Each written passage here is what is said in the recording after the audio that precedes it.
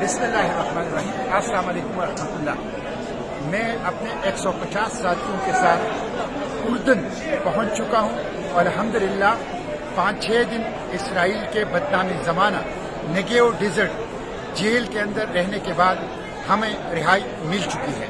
इस दौरान हमारे हाथों में हथकड़ियाँ डाल के पीछे बांध दी गई, हमारे पाँव में बेड़ियाँ और जंजीरें डाल दी गई, हमारे आंखों पर पट्टियाँ बांधी गई, हमारे ऊपर कुत्ते छोड़े गए, हमारे ऊपर गन्स रखी गई और हमें बदतरीन किस्म का टॉर्चर किया गया। हमने 3 दिन भूख हड़ताल की अपने मुतालिबात के लिए।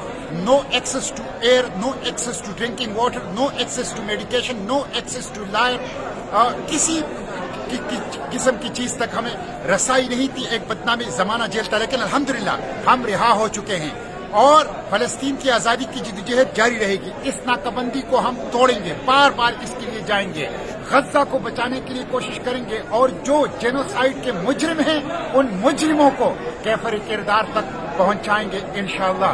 मुजाहिमत जारी रहेगी, अडियाला जेल से इसराइली जेलों तक फलस्तीन की आज़ादी की जिद्दोजहद जारी रहेगी और मुजाहिमत की जिद्दोजहद इंशाअल्लाह जारी रहेगी। जल्द आऊंगा पाकिस्तान और पूरी तफसील जो इस प्लोटेला की है और इसराइली जेलों की है आपको बताऊंगा। लेकिन अपनी इस जद्दोजहद को अक्सा की आज़ादी, फलस्तीन की आज़ादी, गज्जा की आज़ादी तक जारी रखेंगे। इसराइल के खात्मे तक हमारी ये जद्दोजहद इंशाअल्लाह जारी रहेगी। पाकिस्तान जिंदाबाद, फलस्तीन जिंदाबाद, पाक फलस्तीन दोस्ती पाइंदाबाद।